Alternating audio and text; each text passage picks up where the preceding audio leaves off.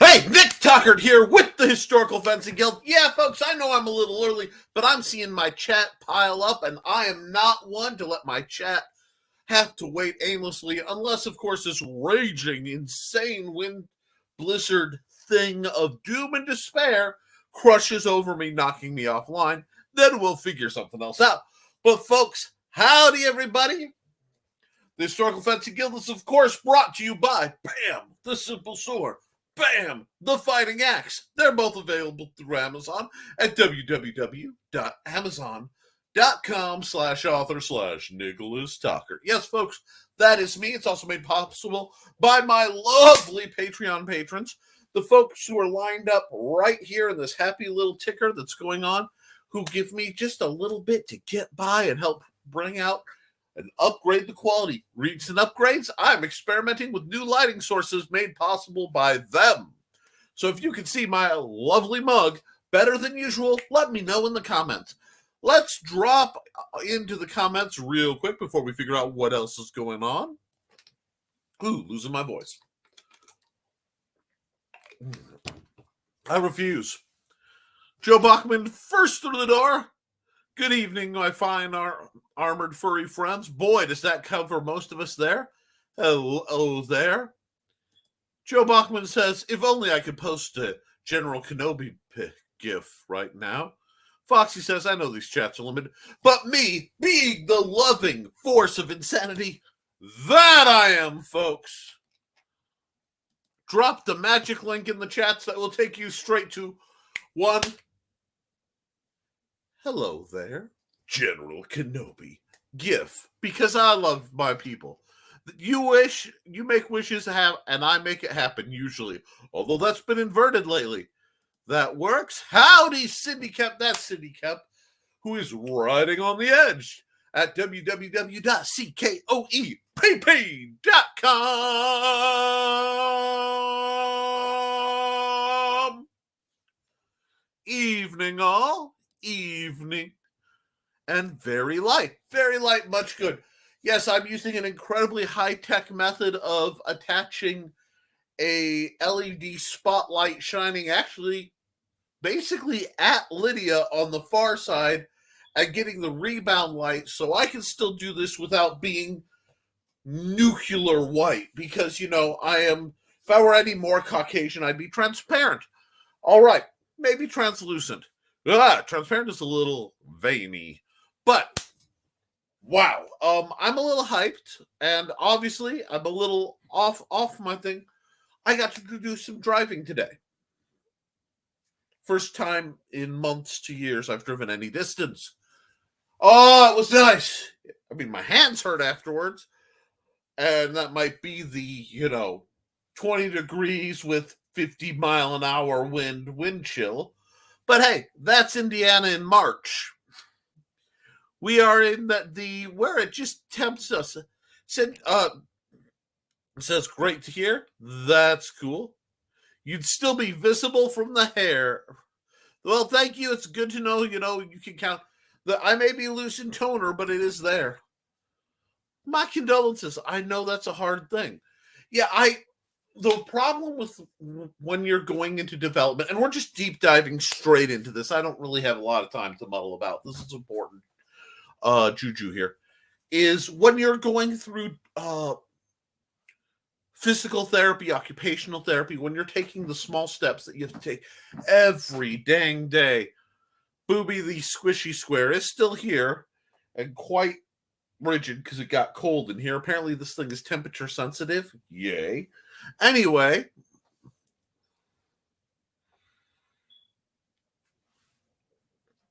I admit I am not familiar with the Syncope, sorry, as a term. Oh, fainting. I understand. I had to stop because I developed temporary narcolepsy for a while. I didn't just faint. I fell sound asleep mid-sentence talking like this. I'd just be like, yeah, I'm fine. Conk. You do that at 75 miles an hour and your wife smacks you upside the head, you're done driving till they fix it out. Booby for the win. We know what we're about. Sincopia. Thank you, Cindy Cap. I love when people can break things down so that my speech can handle it and terms.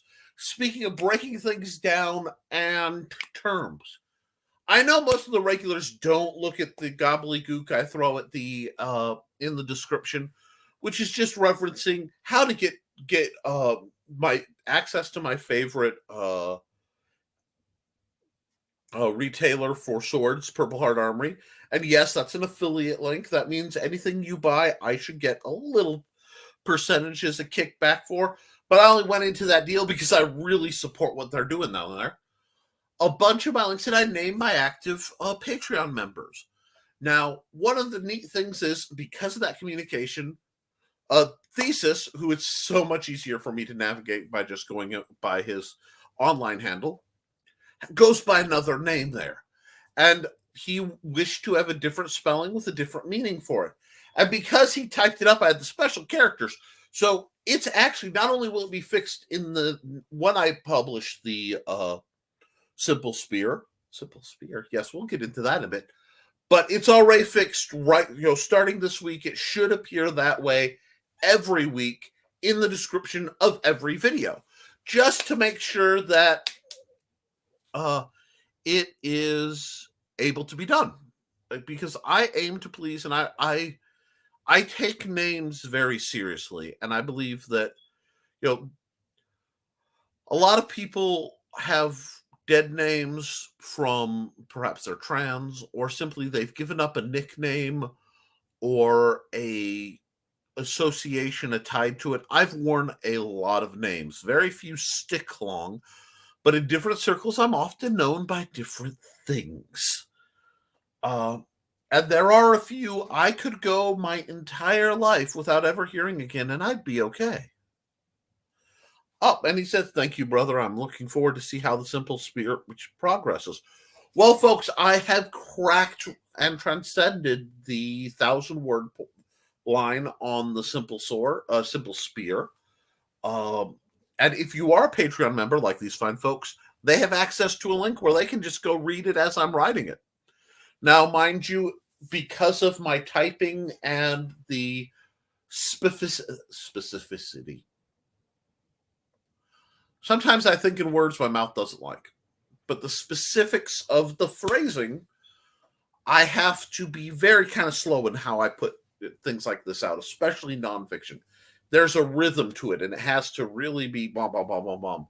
So for the way my hands work, I'm lucky to get 300 words out a session. Very often it's only 100 because I'm working around nerve damage. But you guys get to see it as it's coming out. So he says, if you have any, I would love to have that as a conversation with you, because the Simple Spear right now, like all the books in my series, the Simple Sword, the Fighting Axe, the Simple Spear, eventually the Strong Sword, and I'm going to do one on pole arms, and then the Swordmaster's Staff will eventually be a sort of penultimate wrap-up thing, because every concept that I teach for every single weapon, thank you. I genuinely appreciate that. But every single weapon can be used in the staff.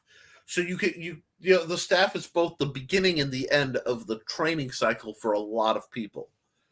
But the complexity of why, I like breaking it down piece by piece. So I have this system. I'm not just doing a book. I haven't been doing a book since I started the first book. I've been breaking it down as an entire multi-weapon system. It's almost like this right here applies, where I want all these weapons to be understood by the individuals. And I'm qualified and comfortable teaching a very simple, very basic starter.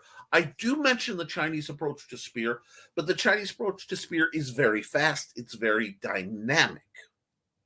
And it's still built on the same basis that the Simple Spear is going to be built on. Just like you can grab something like Fabris or Fiore and look at it, certainly Destreza, and compare it to the simple sword, and the simple sword is only a beginning rudiment.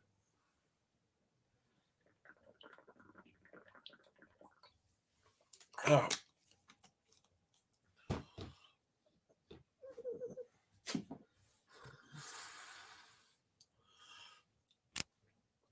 Exactly, and that is an advanced type of strike. I refer to it in the simple spear as the pool cue because it's very, very simple. For people who don't know that smooth striking motion. But you also need to know how a bayonet style strike, especially for a short spear.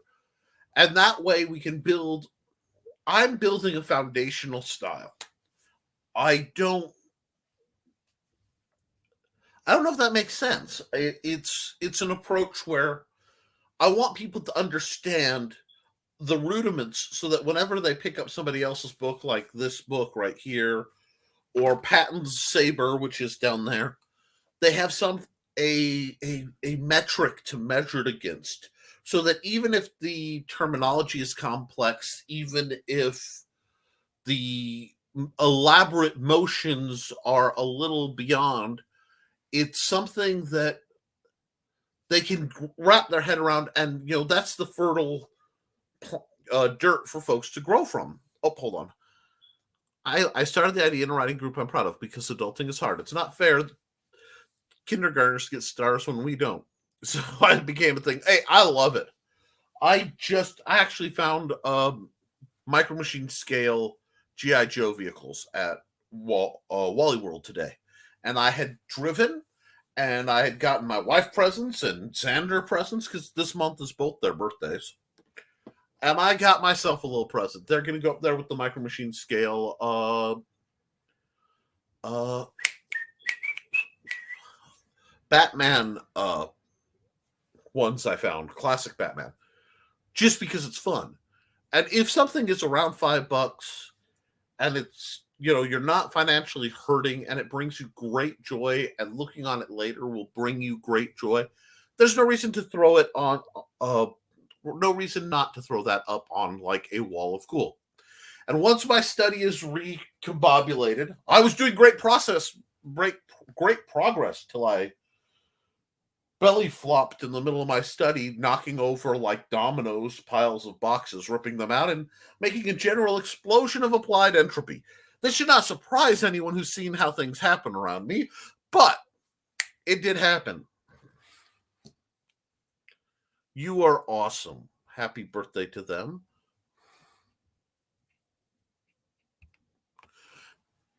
Corkscrewing the spear, as you're talking about the rotational, is really fast.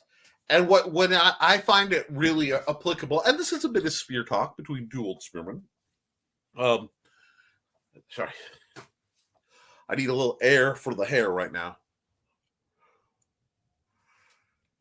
Exquisite, Kitty. Exquisite. How is that going? Tell me what you think. As soon as it's ready, we'll try to see about making sure you get eyes on the simple spear.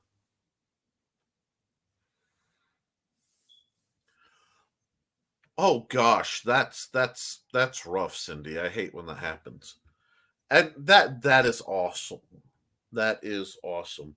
I have to do something very cool because I have plans to do something very cool with this. This is one of my prized possessions. That's why it's never out of sight, like when I'm in my study area. I have to do some other things. I have a small map of the overworld of the original Zelda to put up.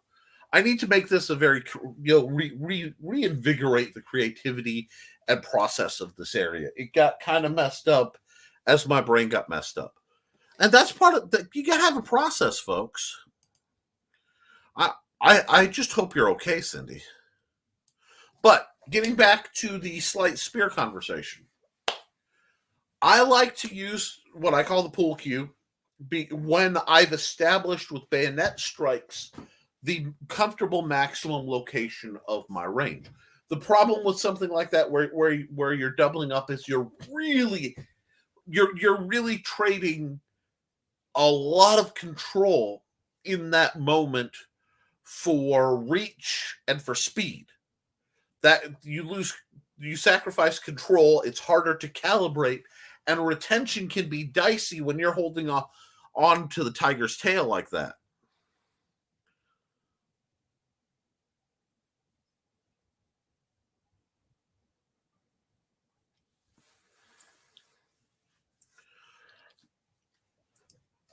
Okay, I do not have a problem with you showing it to her.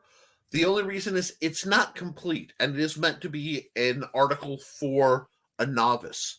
It should not take me terribly long at the rate I am knocking it out, because it's not going to be a very long object. If it's as big as the fighting axe, I'm expecting it to end up something about like this. Another one of these small, kind of easy to digest, platformed. It may be even smaller. It's a very short, very light, sort of a back pocket kind of book.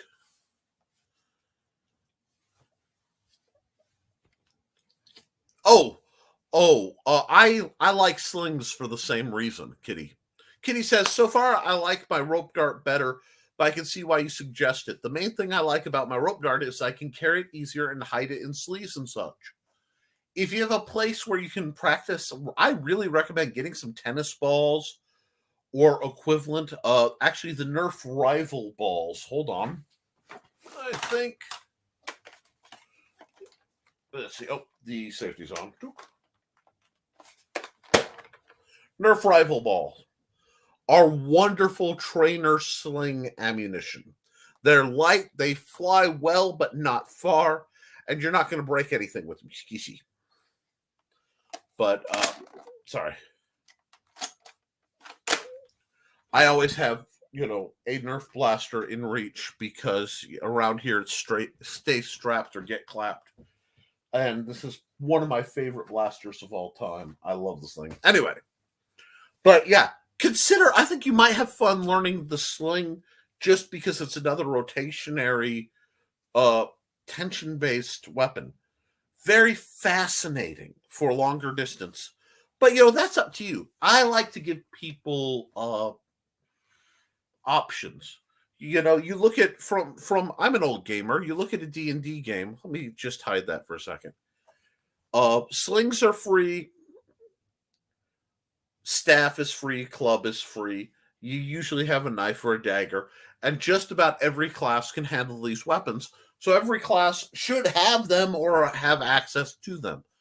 That's really a lot of what got me into swordsmanship in my youth, was wanting to be the kind of heroes I read about. I wanted to, love Zorro, the Scarlet Pimpernel.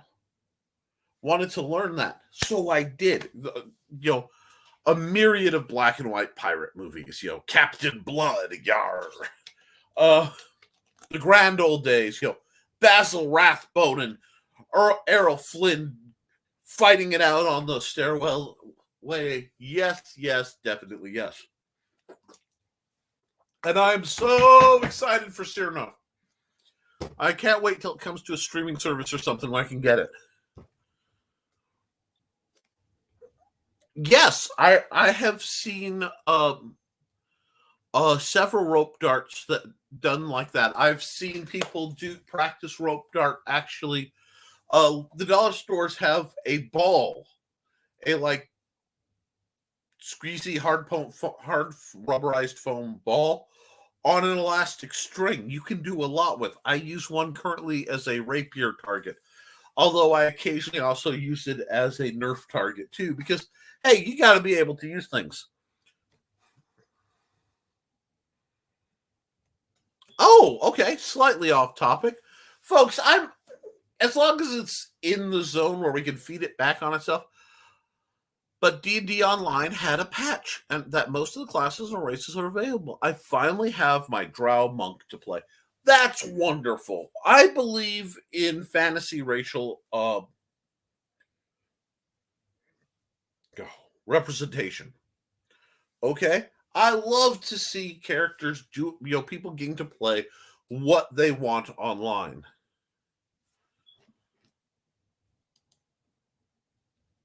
That's both adorable and troubling, which makes it better because that means you're my kind of crazy. You fit in very well with the orbit of a certain deranged swordmaster who's trying not to freeze his tuchus off as, the Winter Court makes one final push. Hear me, all optimistic. One final push into the central lands here before it's banished back up to the north. I'm pretty sure Yeti are doing a conga line across the view.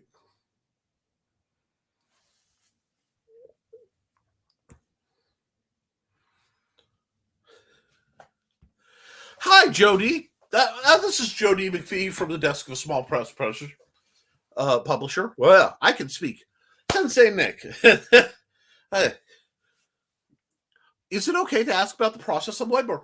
Absolutely. This got left over from, I want to say last week here, and I forgot to take it down.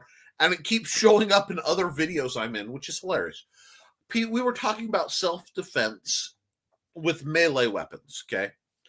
And what I tell people is, one, if you know you're going to use an item to defend yourself, like a baseball bat or a kitchen knife, train with something like what you're going to use. This is very close to the length and blade angle and grip of one of my kitchen knives. Obviously, it's not as long and sharp because I wanted a little bit of under penetration. I didn't want to hurt anybody. I made a trainer because nobody made a kitchen knife trainer so that I could spar with it in case I use it for defense. And we were discussing personal self-defense. And I said, well, I like to break weapons down into subsets. And the vast majority of knives break down into either, a vast majority of weapons break down into either it's a knife, it's a stick/sword, it's a staff/spear, or it's an axe. And this is sort of jokingly the swordsman's table of stuff. Because any solid object you pick up is going to handle more or less like something along these 4 items. So that means if I have my pool cue. It's been a long time since I shot pool due to the nerves, but if I were to defend myself with a pool cue, I'm likely to pick it up, go, okay, it's a good staff, it's probably a better short spear, and work it like it's a short spear with some things. If it breaks, it then becomes 2 sticks/2 swords, and I fight it that way. Gaining the mentality of self-defense, it would definitely be the mentality of self-defense is what lets you, if you need to learn to improvise a weapon due to necessity, understand what to do with that said weapon. There's a subclass of rock where it's just any ball-like object that really doesn't have a good handle. You can either smack with it or you chuck it and pick something better. But that's basically what it is. Let's see. When I first started playing with it, it was fairly limited, and I didn't have... Yes, I actually am familiar with the game. I've played DDO, I think, at one point or another. It's just been a long time. Just for fun, MA piercers. That any tiny, negligible white item that has enough of a point to be effective is a knife. So, like, logically, if all I had was a mechanical pencil, this stops becoming a mechanical pencil. This becomes a knife. Short range, tiny weapon, good for poking, not much else.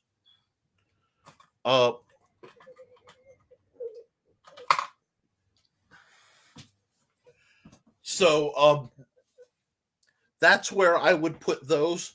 This is not from a martial training mindset. This is from the ugly necessities of survival mindset. I think Real difference between a stick and a staff is at length. It's usually length, sometimes diameter gets in. That's why I prefer to use the pool cue as a spear, because I'll get more reach use out of it than trying to staff with it, because that'll break the pool cue from experience in assorted barroom fracases. So you're not really going to get the repeated strikes like you would solidly from that. Now, once it breaks, it's going to fail likely in the middle near the juncture, and you have two sticks. The SAS Manual of Defense, which I have somewhere in my collection, or Encyclopedia of Defense, breaks pole-like weapons into 1 meter and 2 meter sticks. So roughly 3 foot or lower till it gets to knife length, or just like the sword, length of your arm is a great. If it's the length of your wrist to elbow is still a stick, you go much farther than that, and you're in the realm of a staff, but it's proportionate to you. Where does a shield come into play on that list? Wonderful question, because this is all improvised offense. Now, when you're talking defense, you got to break things down again by subtype.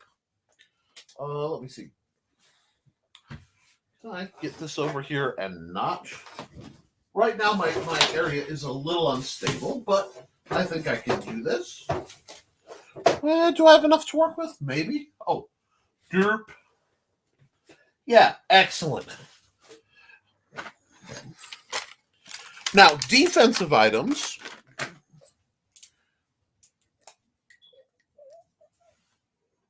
All right, we're going into defensive. You've got your shield. Your shield, this is anything that is flat that can be held up. Large books can be shields. Trash cans are definite. Trash can lids make wonderful shields. Pot. I've used stock pot lids as shields. And okay, I will get to that too. But we're one step of the thing. So shields are still primary defensive. Yes, you can use them absolutely offensive. Those are basically, as soon as you have a shield, it becomes a punch enhancer. If it's forward, you're going to strike with the edge of the shield. So let me grab a small buckler, because I have one right here. This is a small fencing buckler. Okay. This counts as a shield. Now, obviously, I can use this as hand protection. I can do assorted blocks and deflections. I can present it as a blocking deflection item, because it gives a cone of defense. This is a little guy. I hold it out. I'm hiding behind it. But never anyway, that being said, the edge of it. Now, especially if this had a little more wiggle room in the grip, becomes a murderous brass knuckle item. Bam! I can definitely offensively strike with them. Very period. Just straight up punch with it like the flat is a brass knuckle. Devastating thing. But getting back into defensive. Where's my marker? Aha. You have shields. Okay. Borrowing some terms, this marker really does not like me very much. Do I have a better or happier marker? I do have a happier marker. All right. We have rigid parries. A rigid parrying device is anything solid you use to block.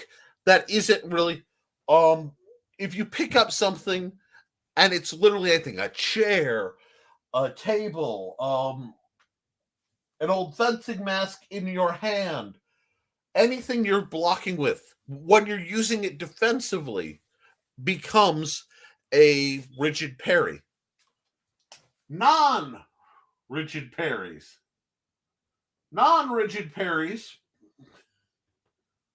and I'm borrowing some SCA terminology because that's where I learned it in my youth, and it still works really well for describing.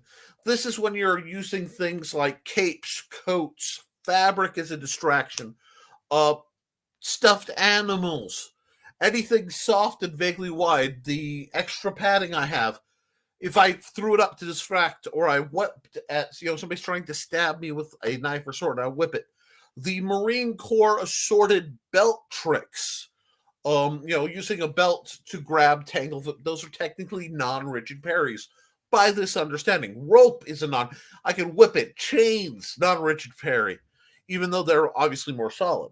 I hope that breaks down how that works.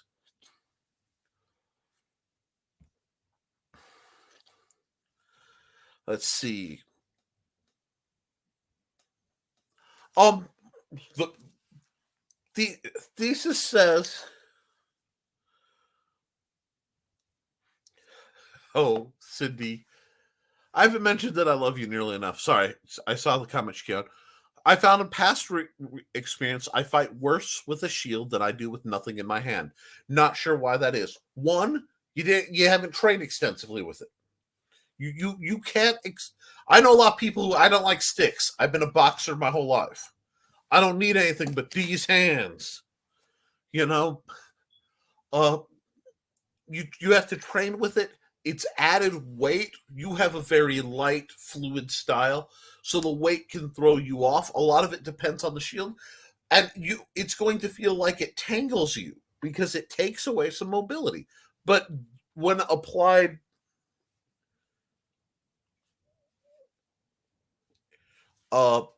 aggressively, yes. So we can talk. There are a lot of approaches to shield. So question, and yes, I will. This is my bread and butter. With a longer weapon like a spear, how do blocks work? Forgive me, I'm new, but I'm used to. Don't be there for trying to. That is not at all a problem. That's actually a little ahead in the book. But okay, we're gonna go a real fast intro to Wing Chun Longpole, which is probably one of my favorite Asian fighting styles I've ever come across, because it's simple, it's brutal, and it makes me happy. Now, I will explain Wing Chun Longpole and answer your question in doing so. Hold on, let me see if I can't get this to sit just a little tighter because it's trying to scoot. But some of this may be anecdotal. Some of this may be of the case where if it isn't true, gosh darn it, it should be. But there is a river in China. Don't ask me to know which one, and don't ask me to say it, even if I did, where bargemen would ride down the river on the barge, and then they would have to pull back up. And the bargeman's pull, so if I do this, forgive my advanced stick figuring here,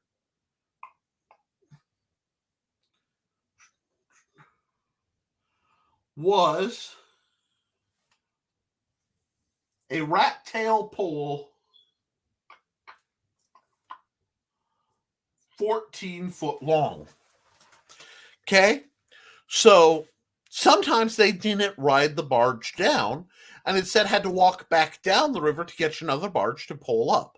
And what happened is bandits found out that if you saw somebody walking down the river with a pole like that, because they were expected to have their own pole, they had money, so they'd rob them.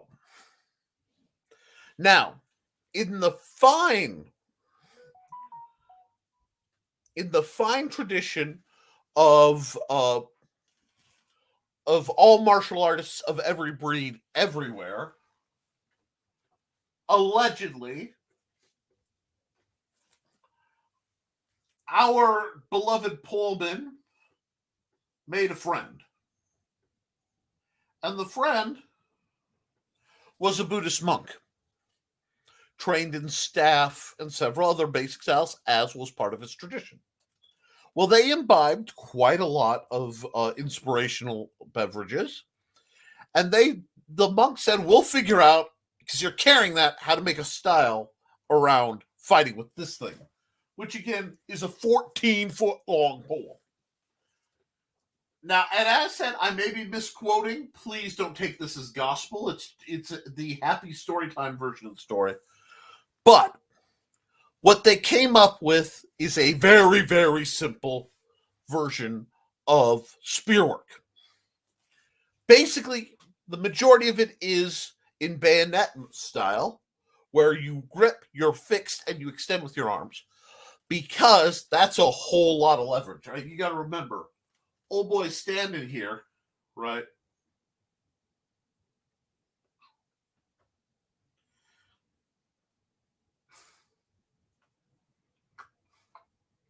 Pardon my evening artwork. So, I wasn't planning to draw this much. But old boy's standing here with a stick this long. Okay? That's a lot. Whoa. Will you quit that? Still there? Cool. Right? That's a lot to work with. Doing the narrow grip thing can really wreck you. Boy's strong, don't get him wrong. But what they developed was a system that people who've read The Simple Sword will find very familiar, because you have 4 quadrants.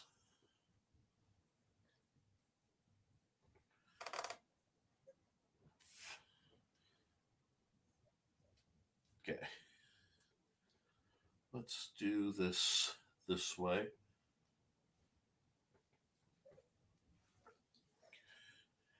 You have inside.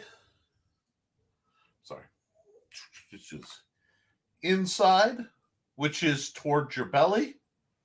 Outside, which is towards your back. High and low. And this is the basic 4 places you target on somebody, or you have to defend. And you look for openings. You're going to see this is a spearman's shoulder. It tends to be lead. It's a great place to pop a spearman. They also taught 3 atmospheres. Oh, sorry, that atmosphere is a little high. Sorry, 3 atmospheres. Basically, the head, the chest, to the groin and upper thigh. And those are your targeting areas. So all you're doing is boom, boom, your little short thing, and then you're just practicing poking. You get point accuracy. You have a 14-foot stick, and you just basically fence with it like it's a rapier from Hades. It's beautiful. Now, there are, of course, tweaks to it. And one of the neat things about it, and a lot of this you will find actually in the simple sword more than the spear, because I haven't written this part into the spear. This is where we're getting into targeting and advanced stuff, is disengages. C disengages. Okay? This is the bad sword. You want to get around it. You arc around to get where you need, and that crosses your weapon. Okay? So if they're here and you're here, actually here, we'll give you the advantage. You start out here, you dip up and over, that puts you in a line to get past their weapon and open up a hole. Or when we get to defensive, because how do you defend? It's just like a rapier blade's fencing. You're going to go. Now, back to your side while you're holding the pole end of it. If they get inside, you can also parry with the back side because you've got this whole chunk of stick. It's really hard to explain this stuff sitting down. I mean, if I were outside, I could walk this through, but I'm kind of in limited space. So this goes out, okay? This is my lightsaber because my walking stick is just out of reach and I'm not getting up for it. Okay. I can block here to block my head, block low, block strikes, and then void and counter. Spears are very tricky. That's the difference. The European spear model is not really intended as a solo fighting style, especially a longer spear model. So when you get into European spear, okay, you get a couple options, and we'll talk about that. The easiest is you get the longest spear you can, 14, 15 feet. It's called a pike, right? And your pikeman is holding the spear here. Boom. There's his happy little foot. Knee, knee, foot. The spear is anchored here, and he'll bend over to bring the tip of the spear vaguely online to intimidate or stop a cavalry charge. The idea being you make a whole line of people, maybe oftentimes the next rank is on one knee. The spear is angled at a sharper line. And you get a just wall of spears. Because normally what you do is you armor up a large war horse. You ride hell-bent for leather right through the guys lopping heads and taking names. It being infantry when you're dealing with cavalry stinks. Now, these obviously are long spears. The other thing you'll see, and once it gets later, is our buddy. Hold on. That one's smeared ugly. Oh, my fingers turning dark. Anyway, come here. Get dry. Oh, no, that's not going to work because that's a Sharpie. Anyway, want to see a neat trick?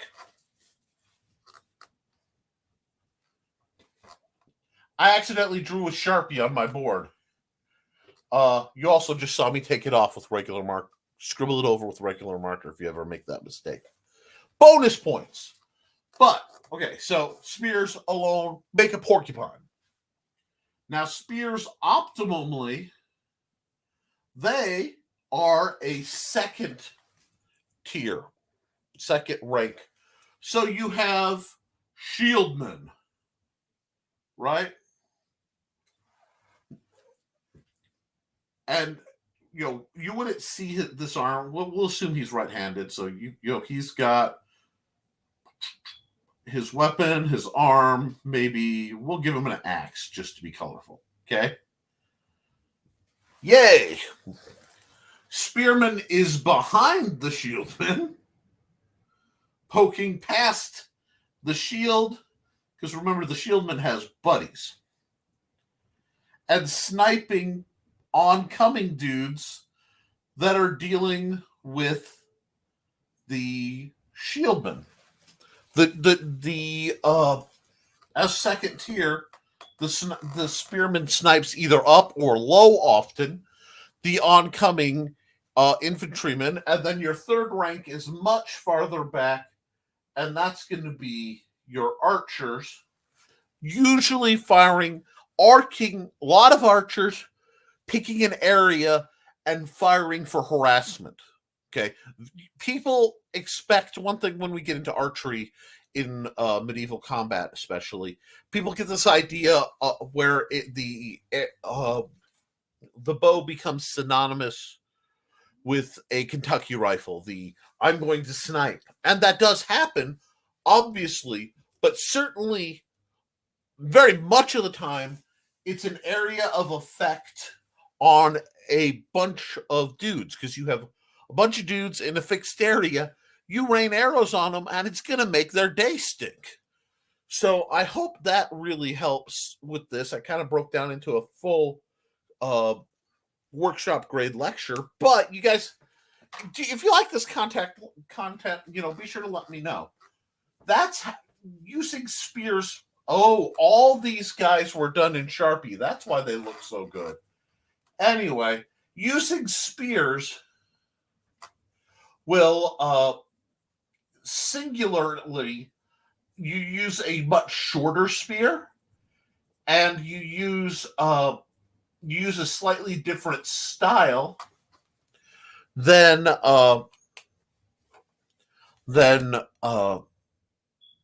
when you're fighting in a group, because you don't have anyone to provide coverage. Now, I'm going to have to clean this up a bit because I goofed. But you can also use alcohol wipes to clean that up, or hand sanitizer. I don't know if any of you have hand sanitizer laying around. It's finally where around. Now, Syndicap. Syndicap says, Cloak, do not flip it in a figure eight in front of your face. The only tournament battle I ever won was my timing was better than my speed. Oh, Cindy. Bless you.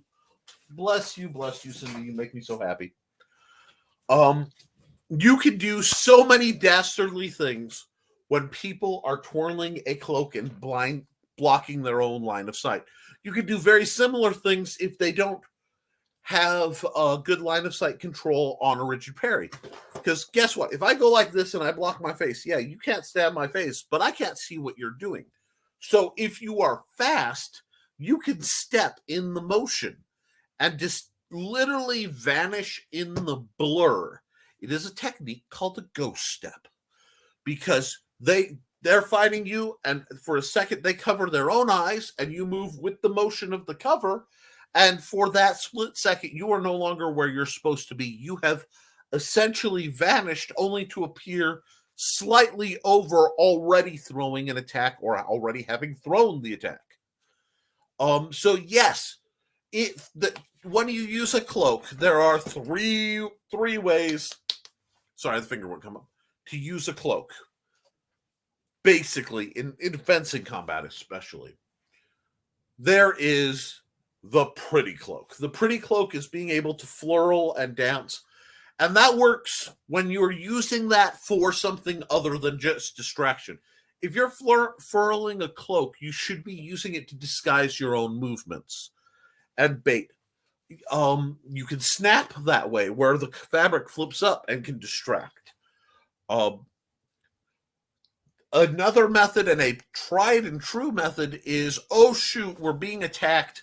I whip part of my cloak and it wraps around my arm, giving me fabric padding that is better to get cut on than just my arm, and that gives me a shield that can also disguise the drawing of a smaller weapon, so that when your opponent closes in, they don't realize you too have pulled a knife, dagger, poniard, something like this, and are planning to count.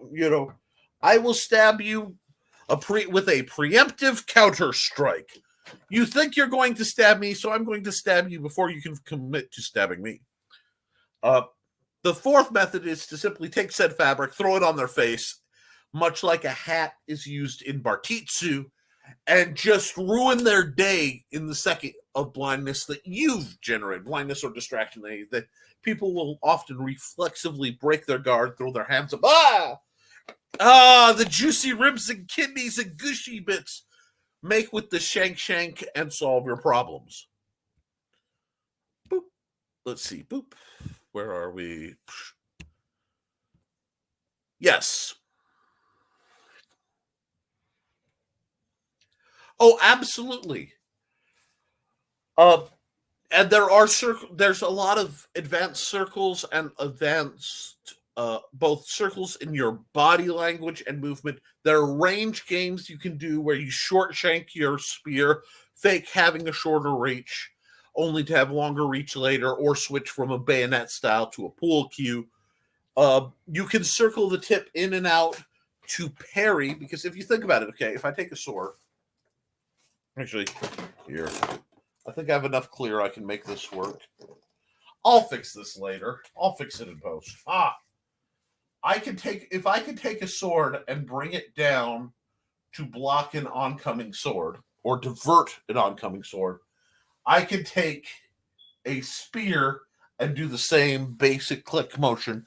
It literally is a giant fencing rapier or a giant jin in certain breakdowns.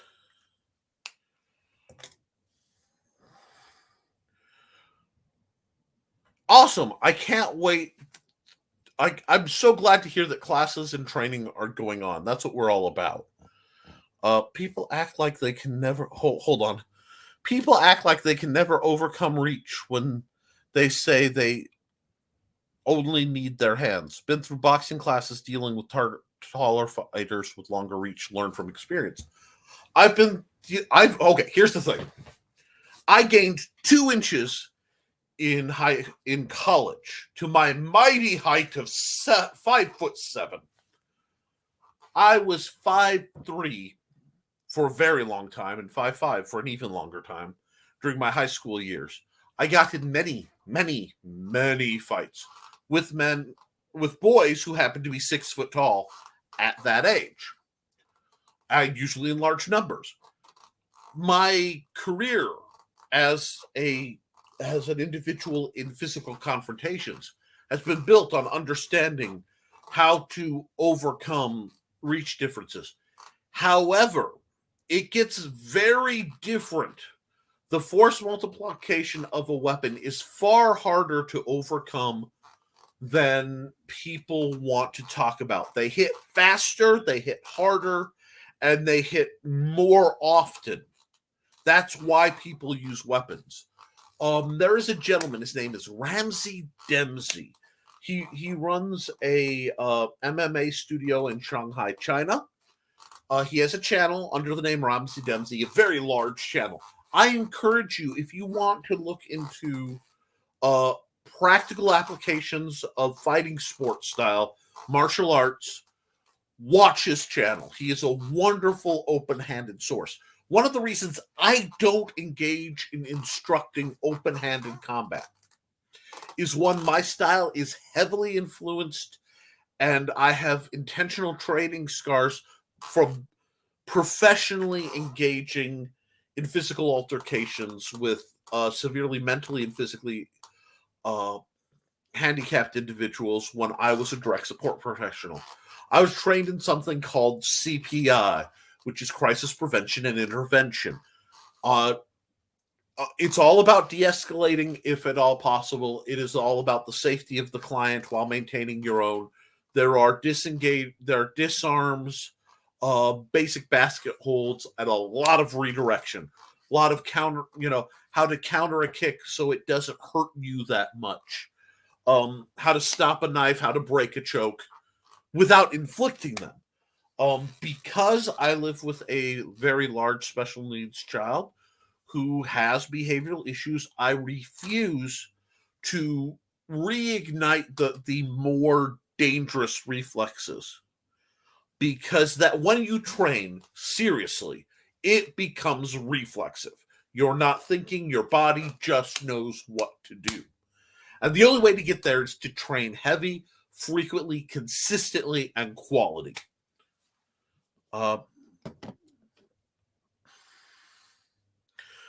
Let's see.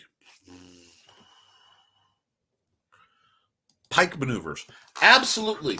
And this is why I want to bring my wife on. She was SCA authorized as a pike as a spearman, and specialized in glaive, which is a pole arm, which takes spear fighting to the next level. It allows a lot of different blows and back butt spikes and things like that, which transfer directly over to staff fighting if you're being aggressive about it. Not all of it, because edges get involved, but enough to keep it viable as training.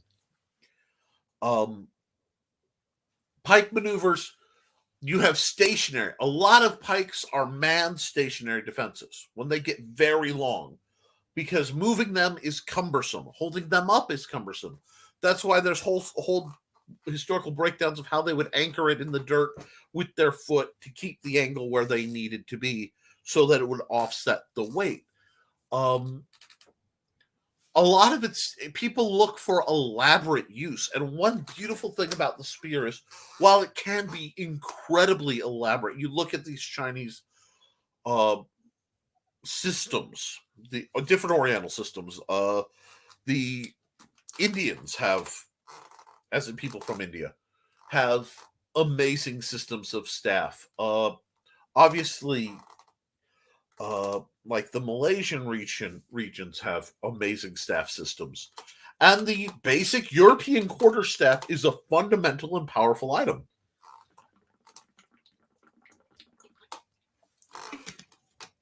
And that's the thing. The shorter the spear gets, the more it becomes a staff with a pointy bit. So when it was used as a battlefield weapon, you didn't want to be alone with just a staff. It sucks. You've devoted everything into a very specific style of offense at the sacrifice of defense. So while it can be done, and there are beautiful things, I mean, you could get elaborate. I've seen open to the wind work. I've seen a duke who had lost one arm in combat take his spear, couch it like a lance, hold it out, and then with the arm that was dead, basically give the 2-finger, come on, and rotate around and pull the wrap headshot just by the strength of his wrist to positively end from the near blind side of the oncoming fighter. Just pow. Gorgeous. I want to say it was Moonwolf, Duke Sir Moonwolf Starkonson of Rivenstar. When you look at Pike's placement, like I said, it's much more static lines. Pikes, then shields, and you're just that it's a defensive hold. A moving pike very often looks a whole lot like a lance because you might as well be on horseback, and then you see that whole process.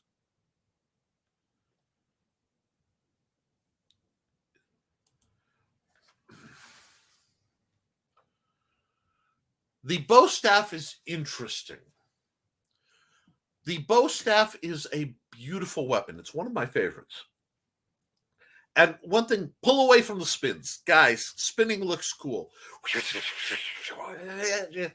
When somebody's spinning and being a doofus, you just stay out of their reach. They're tiring themselves out. I believe in efficient fighting. I'm short, fat, gimpy, and lazy. But the basics are very basic. Strike, rotate at the wrist. Pow for the strike, strike, strike. Figure eights, butt spike, bayonet strike, pool cue, sliding strike, sliding strike, sliding strike, sliding strike. Basic. Now you go through and you train in sword. I fight two swords. Okay, I fight two swords. If this is going to be my offensive hand for now. And I don't know if I can get far enough to show you. And I throw a thrust.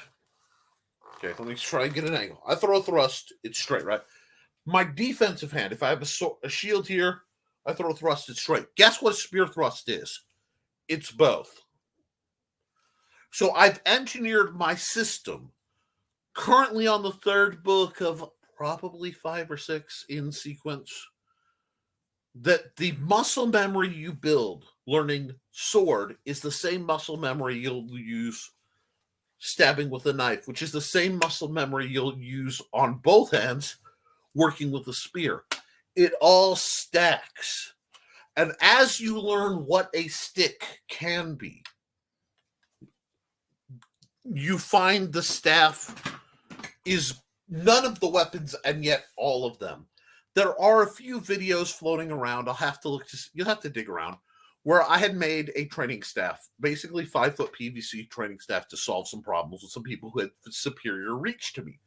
I didn't want to fight with it because that is a style I normally reserve as I go out, especially if I go out hiking or I'm not comfortable. I walk with a walking stick of just under bow staff length, a little long for a Joe staff, a little short for a bow staff. It's also the stick I use when marshalling. And I have had to use it to defend myself against people who have lost their tempers and are just swinging at everybody. Because when you're training somebody from the ground up who is dealing with emotional problems, they can become aggressive in the moment. And you have to be able to block with what you have while you talk them down. That's part of what makes what I do very different from most of the organizations I route people to. It's about helping people.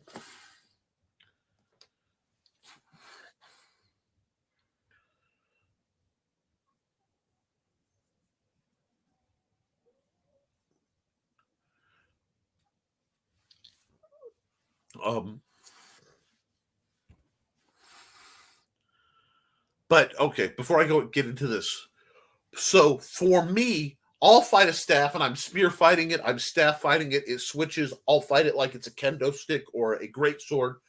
And because I'm basically wait, you're duh. Okay, you are a fighter game nut. Are you familiar with Soul Calibur? Soul Calibur 4, Soul Calibur 5 had a character named Owl Caden who literally switched between all the styles randomly. He didn't have the advanced techniques, but he had the basics of all the styles. And he was the tutorial guy, and he was unlockable, and you never knew what you were going to have when you had him. That's where I live. That's sort of my goal. I want the fundamentals of all the styles that build back to feed onto them. So when you go to something like bow staff, almost all the styles can find a home in how you fight with a bow staff if you've truly embraced the weapon. That's why that's the last book I intend to write. Because for me, the staff is more than a style. It's representative of who I've become through this process of training myself and learning and recognizing the flaws in my former instructor's training and the philosophies of meta training where I'm teaching people things that will work. He would teach people things that would work to win a tourney, but in real life would be insane and deadly. I don't believe in that sort of thing. He would teach students flaws so that he could beat them later. This was something real world swordmasters of a slightly nefarious nature often did. They would either not teach something or teach a flaw into their students that they could exploit later if they ever had to defend themselves. I work on the opposite. When I am training somebody, my first goal is that they're safe. My second goal is they're having fun. Well, isn't having fun important? Yeah, but not at the cost of safety. Every time that anybody's gotten close to that, somebody's gotten hurt severely. That I've ever seen in any of the groups and situations I've walked in. I've walked into a lot of people playing at sword fighting and doing stuff without the respect because I don't come out wearing a bunch of bandanas. I don't wear bandanas. I don't come out wearing a bunch of awards and belts. I'm not in my gi with, a specific belt ranking. I've just been studying the basics for a very, very long time. And I've been teaching the basics. I don't claim to be a bigwig. That's why, even though Joe frequently uses the term sensei with me, I don't reach for that because what I am is I feel is a footstool, a proprietary. You come and I prep you and you learn, and then you go off to what you want with a better preparation. I don't see myself as an end all and be all. So one of my first goals is after safety and fun is I want you to be able to beat me, because if you do it right, by the time you beat me, I'm short, I'm fat, I'm disabled, and I'm getting old. I'm middle-aged now. Most of my students should be able to defeat me. Now, how easily they do it can be very telling. But hopefully, in that time, I have built up a rapport where I can say, even if I physically can't do something, I can say, you're dropping your guard. And that puts me, I try to transcend into the colleague role. I don't like hierarchy and I don't like ego. I took the term swordmaster because that was the one term I couldn't find attached to anything else, and people wanted something to call me. So that's where I got there. Now, idea for you, Nick, and I will have to cut this pretty soon because I'm starting to run a bit out of juice. Have you considered investing in an artist's model, those little posable people and some dowel rods? Since you can't move, why not grab a couple of those dudes and you can action figure it? Well, part of it is I can't move right now because I'm inside and I only have because of the amount of stuff around me and my study, I only have about a 3-foot square that I can occupy in this camera space without bumping into things to instruct here. As soon as the weather breaks, I'll go outside. And I'm going to be bringing up a lot of this stuff and just like, here's a spear. This is how I would do it. That is a good idea, though. It's just, it could be trying. The whiteboard, aside from when I get goofy and use a Sharpie on it, is a valuable tool. I use this thing all the time. So, but thank you for that suggestion. Brace for horse. Yep. That's a Pike's job, to take the horse out from under a night. You basically dismount them, dogpile them, mincemeat, reset optimally.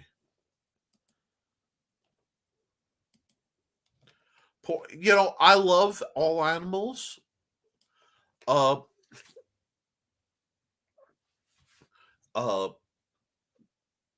that's the practicalities of warfare. I'm glad we don't have to do it, but that's what happens. Hail, Frog G. I come in to lopping heads and taking names. Yeah, this is a good.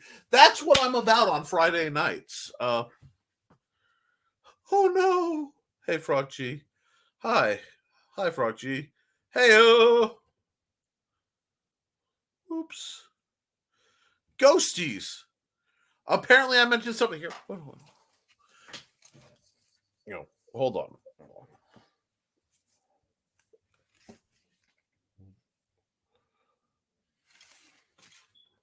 Real ghosts caught on camera. Ah!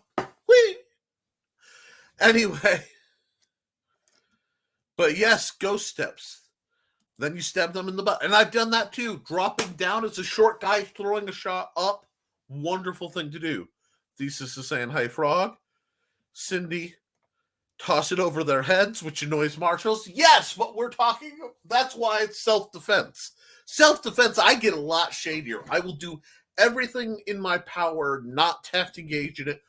But when I have to engage in it, I will cheat as much as humanly possible to safely as possible pacify the threat so I can neutralize the threat, usually by me de-mowing. Get up and get gone.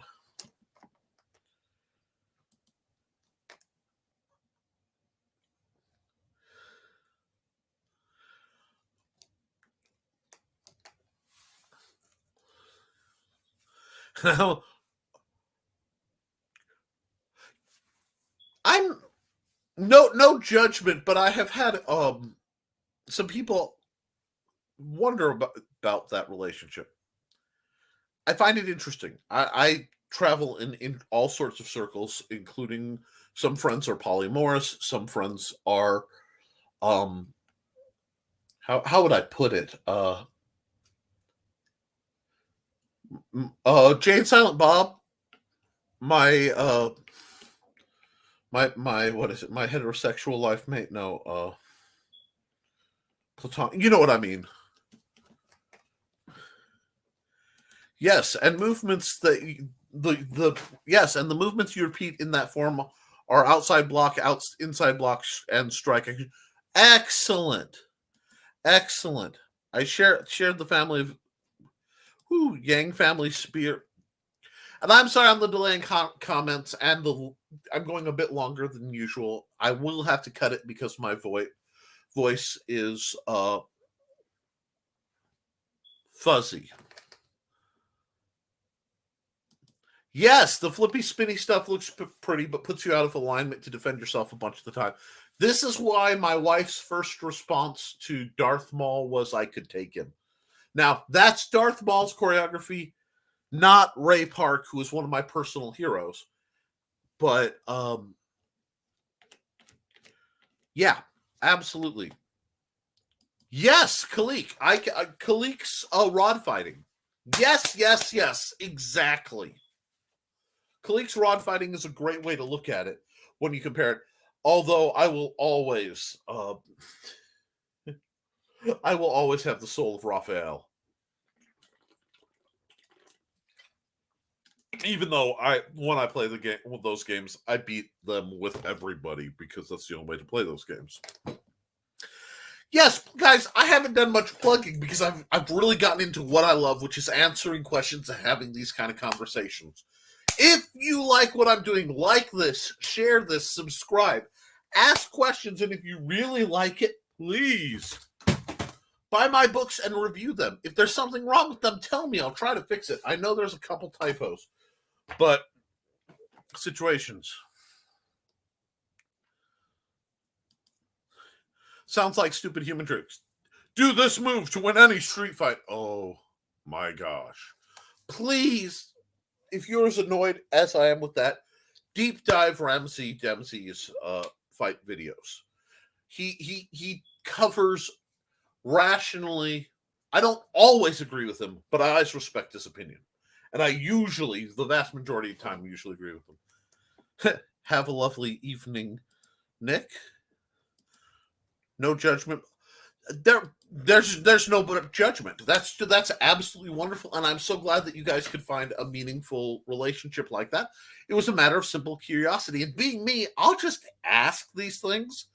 You know, you have been welcome to respond in DMs, or if you're comfortable, out in the open. That's groovy because I support consensual attachments if that's your jam. I don't judge. I have no problem with it.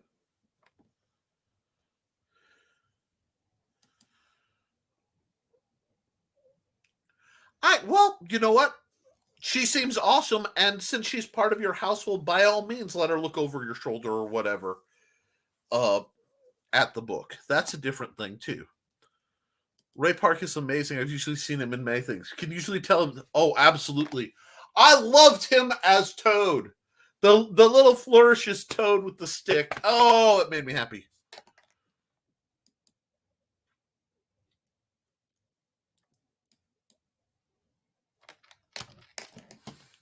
I don't want to lose this, but nor should you be. I would never embarrass somebody, especially on something like that. We need to be in a world where if people love each other, they should just be allowed to love each other. I mean, as long as they're consenting adults, it's nobody else's business. Other than me, where I'll be like, yeah, get it. Have a good time. Sorry. I'm passionate about people being happy. Don't mind. LOL, sorry, not sorry. I'm not sorry about it either. And don't forget, he has other books out there too, along with games. As soon as everything I get it's fully cleared and codified, I have an announcement involving our dear friend Joe Bachman, who, like, yeah, I totally. And I'm going to get into something real quick, but it involves Big Stompy Robots, my line of tactics games. And yes, I will get a copy to hold up to do the plugs.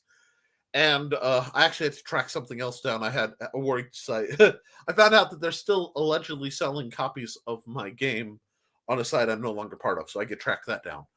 But something really cool involving me and the Jobach Techno Union and a few other things. It's going to be amazing.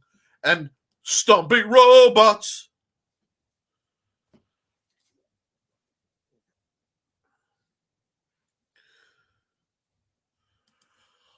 Thank you so much. And I really do appreciate that. And I hope you do, because I want it to be out in people's hands. And if you have a tangible, you can say, here, read this. That's why I always donate any book I write to the local libraries that will take it. That's just who I am. I don't know why I'm waxing nostalgia on Puggle Stick training with the Air Force with the both, because it brings back something you had fun doing and were probably good at. Puggle Stick training is really neat. Screama is really neat. If that's your jam, Joe, we can find you resources to help you get better. One nice thing about staff fighting is it's not likely to become illegal anytime soon. There isn't a lot. I know because Joe happens to be African American / Black. I don't mean any offense by saying that, but the Black experience internationally sometimes can be very different than the Black experience in America. But that because of that and police reactions, I can understand why he's hesitant to engage in firearms stuff. Still, a bow staff or a walking stick or short sticks are wonderful ways to drill. Part of the reason I actually acquired a lightsaber, a sparring lightsaber, was I can drill with this, okay? And I can use real historical, classical techniques with a lightsaber. If I had two of this length, I could do screamo with the lightsaber anywhere, basically, and no one would take it excessively. There would be no legal issues with it. So that's one of those why I keep coming back to lightsaber. It's not me me just being a big geek, because I'm a big geek, and lightsabers just being cool, because they are. I never do anything for just one reason. It's literally a safety in form of liability. Because if I'm holding one of my fencing swords and a police officer sees it, they could be scared and react from a position of fear. And when somebody has legal authority and superior weaponry and react, even very understandably, I'm not bashing, that's a whole different conversation. But from a position of fear, folks get dead. So having to be able to fall back to a lightsaber that's sturdy enough that I can actually train people with it while not worrying about potential legal confusions, because there have been confusions. We have been misunderstood as all sorts of things. An individual who didn't like that I was doing this group reported us as a problematic group to law enforcement authorities. And I had to actually meet with the chief of police, because I had an opportunity to, and discuss that so that the problem would stop happening, because we had been grotesquely mislabeled. It will be fabulous. Broomstick plus me equals every time. Every time. Working as a janitor made work days really. And hey, I have pushed more mops, and if you think I haven't, let's see, things, before I go, this is going to go a little late. I'm feeling pretty good. Not much later, but pretty good. Things I have drilled with: mops, cooking utensils, cashier dividing sticks when I was working with Trelane back at Al's Supermarket in South Haven, Indiana, which is not there. The night market is gone, and so too are the sightings. Although every so often sightings of the Wizard of South Haven still occur, which I find both terrifying and comforting. Like I tell people, I'm not in fact a cryptid, but I am an urban legend. I've done a lot. Now, before I go, I want to talk about something. Last night, wow, has it only been last night? I got on one of these video chats with Joe Bachman for something I can't talk about just yet, because I want to make sure everything's finalized. I'm hoping that next week will be extra celebratory. I will consider this show sponsored in a few other ways. We got some stuff. But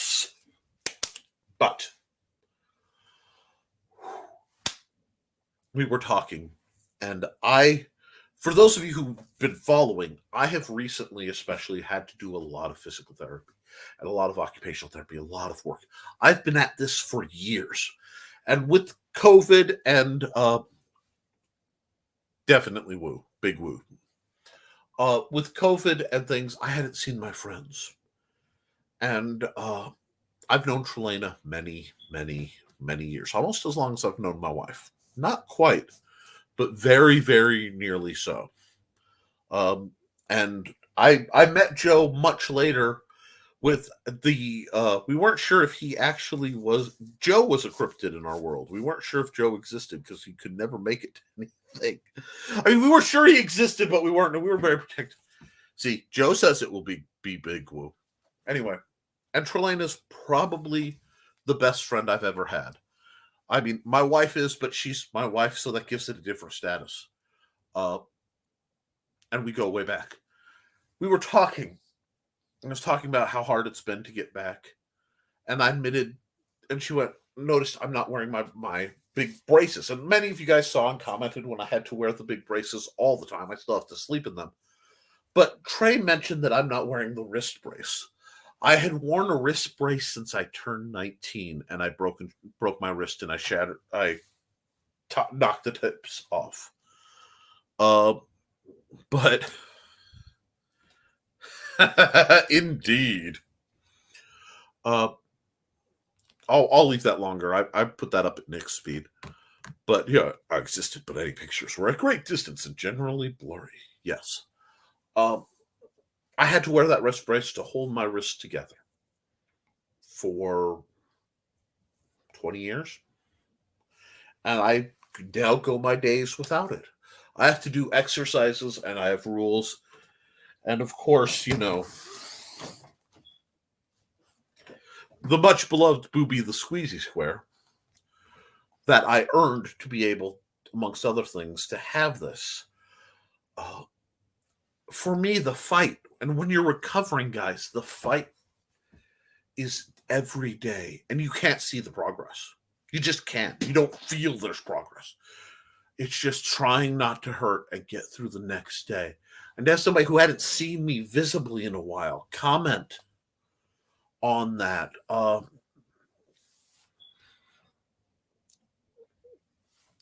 Yeah, it hit and it sort of crystallized the reality. And I was up quite a bit just thinking about that. Like, holy shit. Pardon my French. I try not to swear on here. But yes, so that was really cool. Next week, fighting in dresses and distracting your opponents with dancers' legs and butt. I've known women who've done that, who've been rather bouncy and developed whole styles around being bouncy. One of my instructor colleagues early in the SCA was very good at that.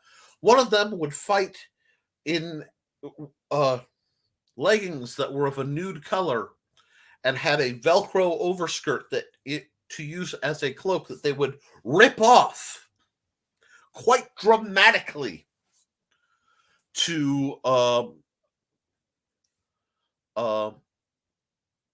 veil of surprising a great many people and then skewering them. Despite my humor and preoccupation with the female body, because as both a male who's interested in such things and an artist, I do find the female form to be one of the most beautiful things on this planet. I got that style of distraction basically beaten out of me. It did not take terribly long. And now it's like I just when I'm fighting on the field, it's me and an opponent, or me and a student. It's a true neutral experience, and it's funny for all my humor and stuff when I get on a passion logic project like sword fighting or art or gaming. Like the part of me that's like it's like the sexual and the romantic just turns off, and I'm just doing this almost mechanically to the point where, for example, in college, a rather attractive young lady went by, and she had boots on with these amazing multi-tiered buckle system. It was absolutely gorgeous buckles. And I'm a leather worker, or at least I was. I'm going to bring that back too as my hands get better, guys. And I'm an artist, and drawing buckles is a challenge. And as an anime fan at a certain era, you got to know your buckles. So I'm watching, like, wow, those are cool. And she comes up yelling at my wife, "Your husband was ogling me." And my wife looks and goes, $10 says he was looking at the buckles and didn't even notice anything else. So I walk over. "Oh, hi, I'm so sorry. I just want to compliment you. Those boots are amazing. Where did you get them? Because those buckles are really distinct, and I'd like to make a sword rig around them." Just lady flushes bright red because she's used to aesthetics being what gets people. But yeah, let's see. Oops. Isn't it great? I rarely need my cane around the house. I've gone from 2 crutches and limping along the walls to the point where we were figuring out how to put handrails in the hallway so that I could get to the bathroom, and really considering wheelchair proofing the house to I don't need my cane most days. There are a few things in the world that have done it. Fighting in an A-frame skirt, well done. Oh, look up Jill Barrup. If that's a point of interest, Kitty, or Cindy especially. She does stage combat, but she talks about a lot of those things. Let's see. Oh, geez, Kitty. I do that. I've found in Chinese Degua. Does that count? Probably. I'm working on a design for Ming Scabbard. Not far along in the design. Cool. I can't wait. Please share your progress, at least on the historical fencing group. That rocks, Nick. I'm like, yes, it's so good. And once the weather, because unfortunately, I used to fight in extreme cold, but my nerves being the way they are, it causes a tremendous amount of pain if I'm in extreme cold now. It goes right through me and it saps me. Same thing with me. My cane comes with me in the car for Walmart runs and stuff. Cold is annoying. But guys, I'm nearly a half hour over today. And I'll be honest, I was excited. I was kind of running an adrenaline jag of I'm talking swords and spears. Oh, please do. But I'm running out of juice real fast. I have canes all over the place. I kind of collect them. So thank you. I want to remind folks that thank you, chat. Guys, when you watch this video, please turn on the live chat. And always, if you're involved, leave me a message. We're made possible by the Simple Sword and the Fighting Axe, both available through Amazon, as well as my other books, including the Big Stompy Robots line of books and games, and eventually a comic book. And anyway, some other neat things are coming. And especially by the wonderful folks in the chat who have elected to support what I do with small monthly donations through Patreon. Guys, I could not afford the gear or the trainers or better lighting, even if it is semi-improvised, without your help. And real soon, I'm going to be redoing my whole list field out back so that I can bring my local fighters out. And that's where the money that I haven't been spending, a lot of it's going to go to try to make that a safer, better place so I can get better recording and things from you guys. I really look forward to that. Thank you so very much. Have a good rest. See you next week. Have fun storming the castle. Looking forward to the new book. So am I. The Patreon members get to look at the Google Doc, and I've had no bad feedback, so I must be doing something right. Nothing wrong with that. And yes, you can catch me not only here, but on Thursday mornings at 9 a.m. Eastern Time. I am on Ragin' 2 Network. I'm trying to remember the name of it. I think it's Ragin' 2. With my comic book business partner, Luke Stone. And we because it's host Nerd Bacon in the morning, where we talk comics and entertainment and shenanigans. It can get very political sometimes, so you've been warned, but it's a good time, and I try to keep it upbeat and work hard to make sure things stay civil. So please come down and check that out in the mornings, and I will be right here again at roughly 8 o'clock next Friday. Actually, wait, let me check something. I will probably be here.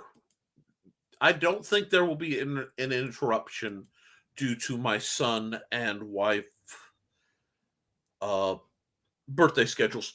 If not, I will do an announcement. So thank you guys so much. Guys, spring, believe it or not, is coming. So start stretching now. Start doing your drills, okay? Keep your guard up. Be kind to yourself and each other. And as always, thank you for supporting your local swordmaster.